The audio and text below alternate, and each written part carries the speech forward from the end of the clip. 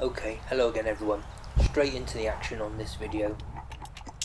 Back at one of the squirrel feeders, and as you can see, it was a really foggy morning when I got here. And I think the scope and the camera, if you like, is covering it really well. So this squirrel comes straight up onto the feeder and presents himself perfectly. Get ready to take the shot. There you go, he looks right at me, hit him right between the eyes. I keep saying this on all my videos just in case there's someone new. This squirrel is totally dead now, and it's just all his nerves firing away without any control from his brain, because his brain is totally dead. And that's a sign of a really good headshot and a humane dispatch.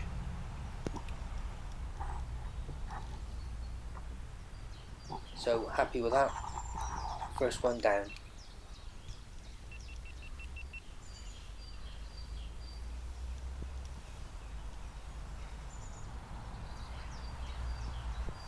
So as you can see today, shooting the FX Impact M3 in .25, shooting 35 grain Zan slugs.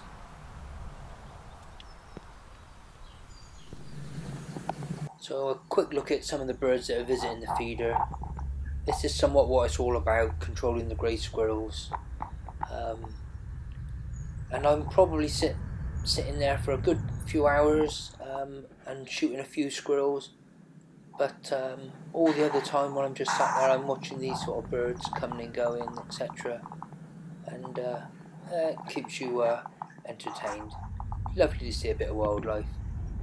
This little bird, is it a chaffinch? Not very good with my birds, let me know in the comments. Came about 15 yards in front of me or less. And I put this in just to show how good this scope and camera combination seems to be working. Didn't even try and refocus it when I zoomed in. But a nice good clear picture there. This is the next one up, and I've been watching him for quite a while, and he just won't keep still, keeps moving around the base of the tree, and eventually I decide to take him from this angle. There you go, and it's a good sort of neck to head shot, but it's not an instant dispatch. Remember, this is a .25 35 grain Zan slug at about 70 or 80 foot-pounds of energy. But I follow up with one, because you can see he's struggling. There you go, one in the head. He would have cleanly dispatched there, but that last shot put him right out, and it's just the last bit of nerves now going. And he settles down there.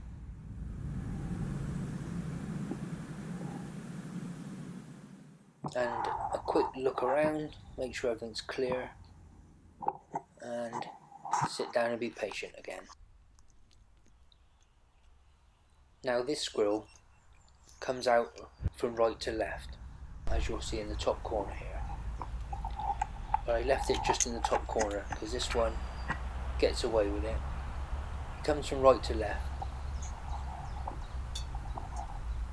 and has a quick look around, and literally you can see him say, "I don't fancy this, I'm out of here." There you go.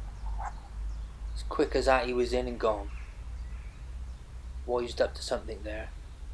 Now maybe he's one of the ones that come back later, or maybe he got away with it today. But that was one for the squirrels.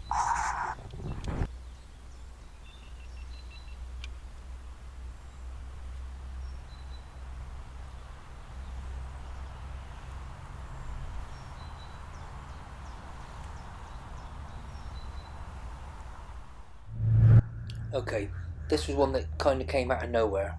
Looked up and there he was, so just had time to turn the scope cam on. He was straight up to the feeder, picked something up, looked straight at me, and I let him have it. Straight between the eyes, dropped like a rock, instant dispatch. Twitches a bit on the floor, again, just nerves.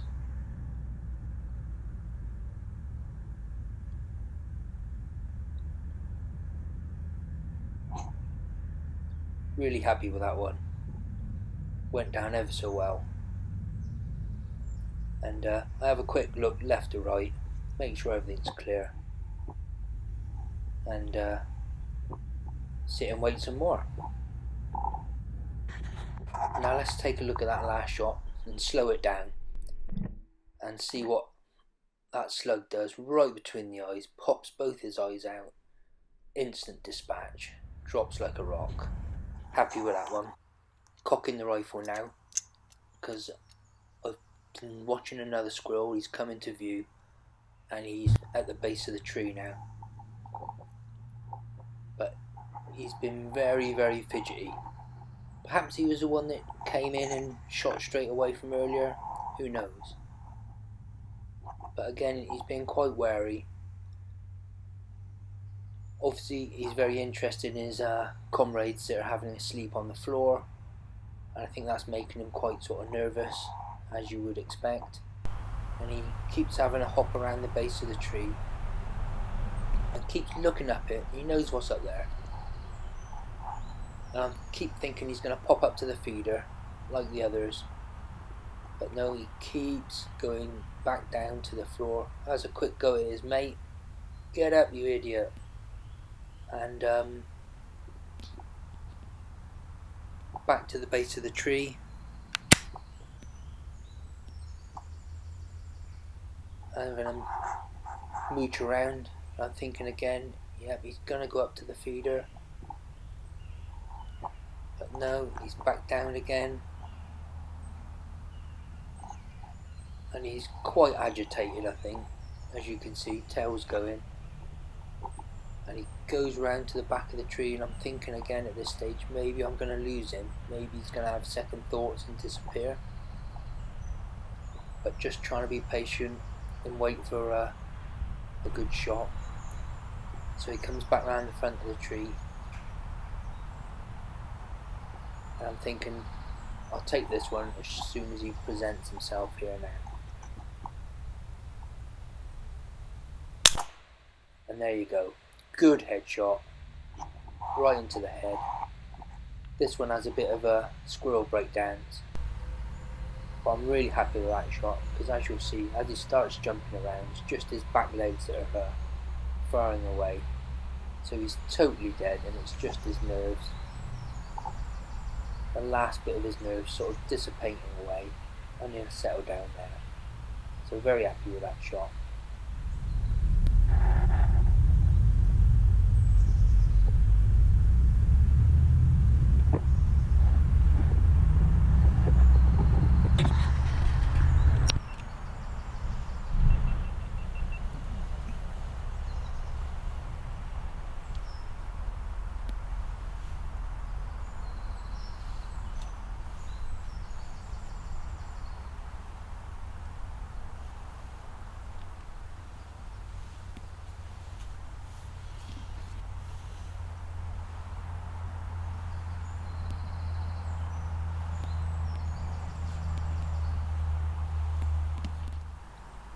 Okay guys, well, scrap my last video I just made. I've just made a video saying I've shot 3, been here a few hours, time to go home, etc, etc. Just finished me waffle, having me last cup of coffee, and up pops another one, so it's 4 for today. So that's a good solid 4 down, especially from this feeder. Now feeder is going down at a rate of knots. I must have, and this is quite a big feeder on this one. I filled, well, I say filled up, maybe 2/3, 3/4 full. About 4 days ago I think I've come here, and it's empty all but the wheat, which is the last fodder that they always leave to the very last thing. All they want is the peanuts and the seeds, the nuts. Eat everything and then leave what I'm guessing is the wheat till sort of last.